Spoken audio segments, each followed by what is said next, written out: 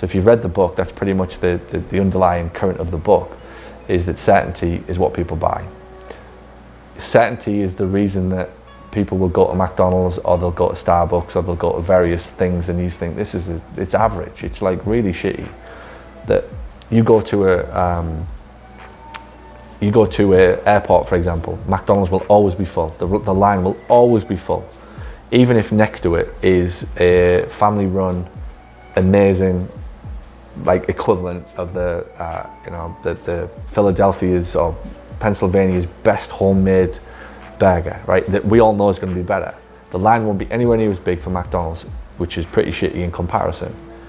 And it's nothing to do with the price, it's because I know what I'm getting.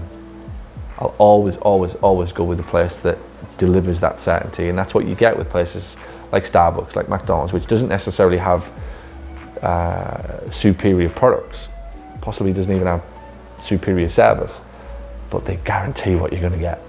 At least you know it's shitty. There's no surprises. And seriously, the more you look around the world, the more you see businesses, and the more you see people that you interact with, and you start to step outside of yourself, and it's like, well, why do I go there? Why do I do this type of thing?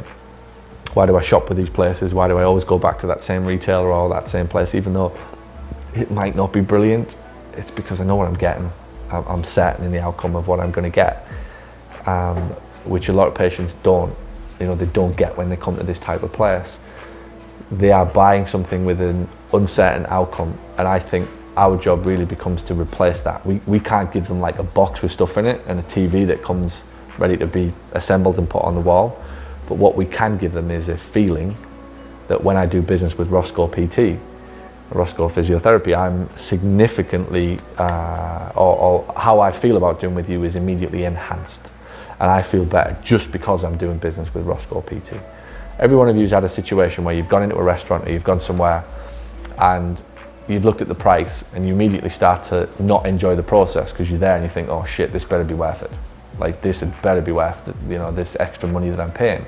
And it actually stops the enjoyment of the process and makes you less likely to enjoy the meal, the bottle of the wine, the fish or whatever you've ordered for $50. It gets in the way. Now a smart business owner would recognize that very quickly and change the way you feel from the get-go, to do something with their service, that give you something, that just serve you in a way that you haven't been served before, that made you feel like you were going to get something at the other end of it. You haven't had the food yet, you haven't had the thing that you're worried about, but you now feel a hell of a lot more confident about it. And I think that's all of our jobs in healthcare, that you've got patients right now who are frightened as hell, skeptical as shit. Healthcare is obviously a huge, it's a burning debate everywhere you go.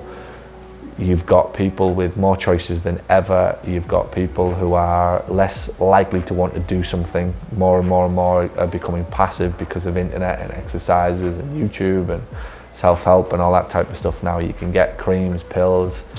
I don't know what it's like here, but where I live in Florida, every other ad is just buy these pills, buy these pills, buy these pills. And it's like, geez, like they've just been brainwashed with that type of thought process as being a solution to their problem that the average PT doesn't realize. It's like, I don't need a competitor across the street to say physiotherapy. My competitors on TV advertising like Advil or whatever it is that they're trying to slam down their necks. So they're confused as hell, and I think that's what you've got to start to consider as you communicate, as you get together in your groups and your meetings and your teams, where hopefully if you do this type of thing once a week, at the heart of everything that you're doing is how do we get more certainty and more confidence into these conversations with patients. So I'm not going to necessarily today leave you with a say this, say that type script. Hopefully I'm going to leave you with a, we understand really what we're shooting for, and we'll figure out our own way to get that. And that is a much better way. My evolution as a teacher has become less and less about tell me what to say. I feel really good when I tell you what to say, but I also know if I don't teach you the higher kind of understanding of what we're actually trying to achieve, it doesn't last.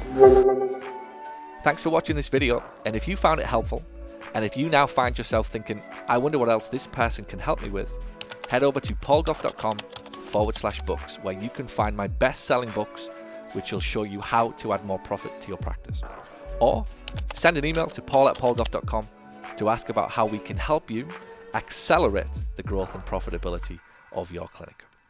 And by the way, if you know anybody who would find this helpful, please share this video out. Thanks so much.